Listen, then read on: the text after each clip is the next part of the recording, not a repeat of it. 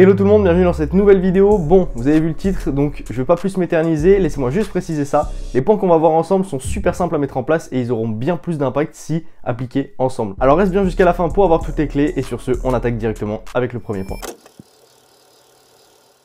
Lorsque j'ai commencé le sport, je me sentais pas à ma place et comme beaucoup de gens, je fonctionnais à la motivation. Le fait de commencer à m'entraîner m'a permis de me rendre compte que j'étais capable de changer ma propre vision de moi-même et que j'avais le courage de faire ce que les autres ne faisaient pas. Au fur et à mesure, tu prends de plus en plus confiance en toi et tu développes aussi un mode de vie sain qui te pousse à devenir meilleur sur d'autres sujets comme le sommeil ou encore la nutrition. Et en plus, cette pratique peut t'aider à construire un socle solide sans dépendre de qui que ce soit d'autre que toi-même. Dernier changement, ça va aussi t'apprendre à faire les choses même quand t'as pas envie de les faire, ça te construit une discipline. Si jamais vous êtes curieux d'en savoir plus, j'ai fait une vidéo sur le sujet, je vous la mets juste là. Alors n'attends plus que ce soit la course ou la muscu qui soit faite pour toi, commence à chercher dès maintenant.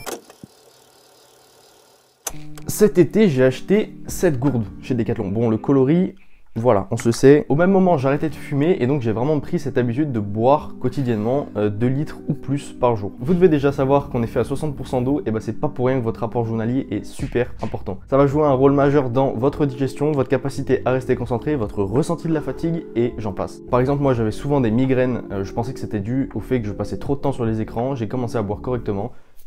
Plus aucun mot de tête. Et en plus de ça, si vous suivez le premier point, c'est encore plus important de vous hydrater correctement. Si vous n'avez pas de gourde, c'est pas un problème, il vous suffit de compter à peu près 8 verres d'eau par jour et le compte est bon. Alors oui, vous l'avez sûrement entendu partout, mais laissez-moi apporter mes arguments. Personnellement, je pratique du sport de manière assez intensive et donc je pensais avoir un sommeil qui était correct. Au quotidien, j'essayais de ne pas me coucher après minuit, j'avais mes 8 heures de sommeil par nuit.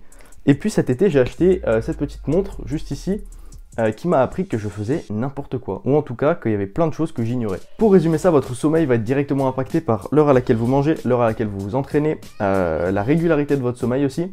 Typiquement, si vous mangez ou vous vous entraînez un peu trop tôt avant de manger, si vous allez manger ou que vous vous entraînez juste avant d'aller dormir, ça va augmenter votre température corporelle ainsi que votre pression artérielle, ce qui va nuire à votre capacité d'endormissement et surtout à la qualité de votre sommeil. Si vous n'êtes pas régulier dans vos heures de coucher ou de lever, votre corps va devoir s'adapter en permanence et donc votre récupération ne sera pas optimale. Et je me suis personnellement rendu compte que quand je me couchais avant minuit, j'avais un sommeil qui était bien plus réparateur. J'ai pas trouvé d'études qui prouvaient que ça avait un réel impact, mais en tout cas moi au niveau du ressenti c'est phénoménal. Voilà, donc moi je vous partage mon ressenti, mais testez aussi de votre côté et trouvez ce qui vous convient le mieux.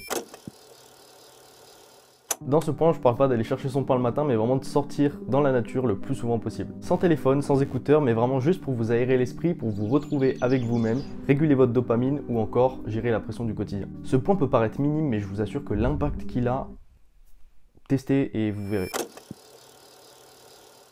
On passe tous du temps à scroller sur les réseaux et c'est complètement normal. Ce qui ne l'est pas, c'est de devenir esclave et de subir le processus. Alors si vous n'arrivez vraiment pas à vous limiter, il vous suffit de désinstaller ces applications pour quelques jours. Personnellement, je passais énormément de temps sur TikTok et sur Snapchat. J'ai désinstallé les deux pendant plus de 6 mois et je m'en portais à merveille. Ça libère du temps, on est bien plus présent dans ce que l'on fait, on dort mieux et surtout on booste notre capacité à rester concentré. Petite info, votre cerveau met 23 minutes à retrouver sa concentration après avoir été interrompu. C'est-à-dire que si vous êtes en train de bosser ou de lire, que vous recevez une notif et que vous prenez le temps de la lire, il vous faudra 23 minutes pour retrouver votre concentration initiale. L'addiction à la dopamine est réelle et ses impacts sur votre santé et votre quotidien sont vraiment sous-estimés, alors je vous invite à vous renseigner et à prendre des mesures dès aujourd'hui.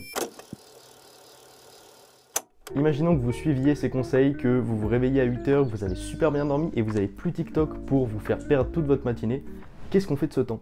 Mon premier conseil serait bien évidemment de le passer avec vos proches, mais une fois que c'est fait, il est primordial que vous redeveniez acteur de votre vie. Que ce soit au travers d'un projet sportif, d'une activité artistique ou même juste du temps pour vous, testez des choses et reconnectez-vous à votre vie. Sur ce, je vous remercie énormément d'avoir suivi cette vidéo jusqu'ici. Si elle vous a plu, n'hésitez pas à laisser un like et à vous abonner à la chaîne. Je vous souhaite une très belle journée et moi je vous dis à la semaine prochaine pour une nouvelle vidéo.